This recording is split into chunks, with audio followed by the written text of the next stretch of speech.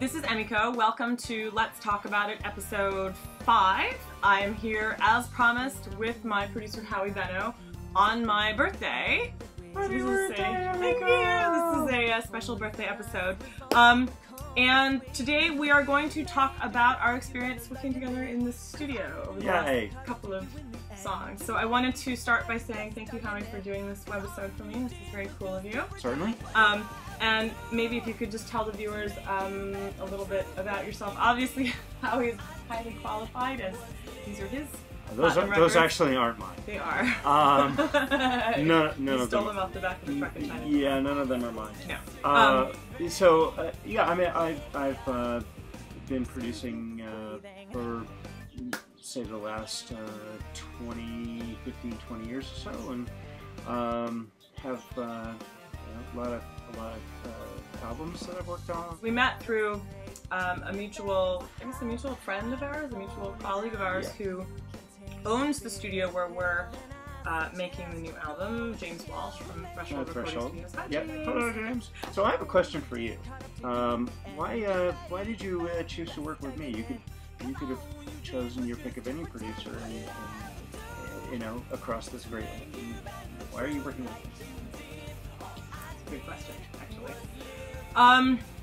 I had, well, as you know, I was in England for 2 years. Before that, I was in Tokyo, and I had kind of come to the end of my. I had kind of come to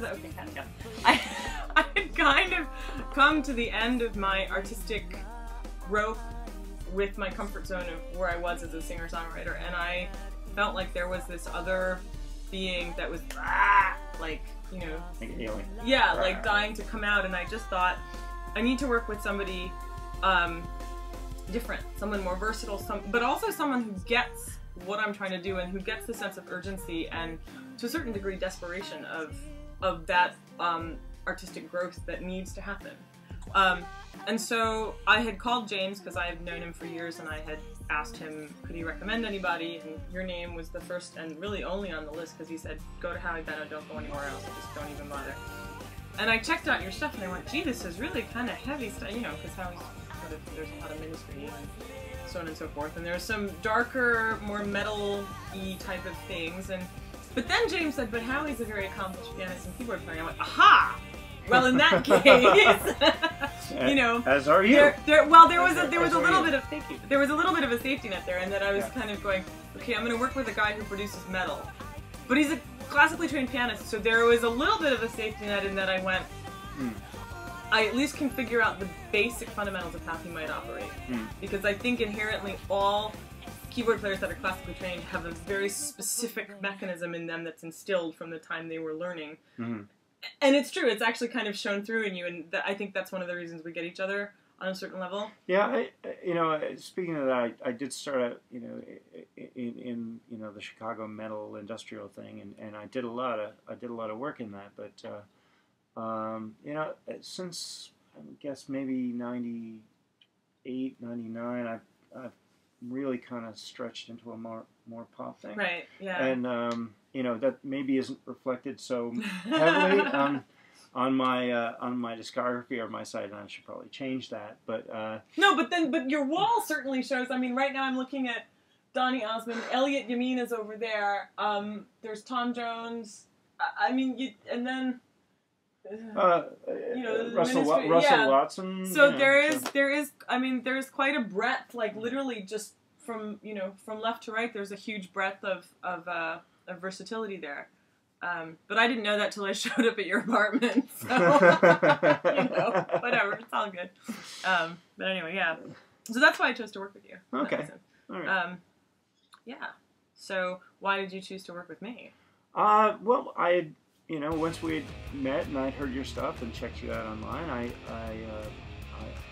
I have a history of successfully being able to develop female singer-songwriters, and would you classify me currently as a singer-songwriter, like based on what the sound is now? Because well, I mean you A, you are a songwriter, and Right. B, you are singing, and right. you are singing your song. Right. So, but I mean, in the singer-songwriter style, you know, not so much in the actual occupation. no, I mean, you know, okay, that there are certain pitfalls in that sort of, in saying, you know, labeling it with that term, Right. and I don't think that's necessarily applicable here.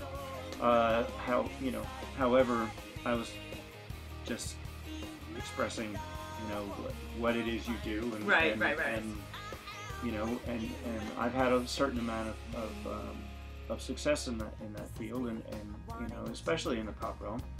And I thought that this would be a good fit, that we could work together. A lot of people that watch these webisodes are also up-and-coming artists, and they're doing a lot of maybe independent and self-production. Mm-hmm. And so they tend to go through the creative process that we went through, sort of in and of themselves and by themselves, or maybe they don't have a producer, but they're producing it with their own band, or they're just sort of using friends as sounding boards and things like that. And you know, what type of advice could you offer somebody when they hit that artistic, I don't want to call it a roadblock, but sort of the red flag where you know, that goes off and it says, you know, review is needed here, quality control. What can you offer in your years of experience, and you know? Well, sometimes you just have to follow your gut and do what you think is the best thing for the project, not necessarily for yourself that day, but you have to kind of think about the long-term picture and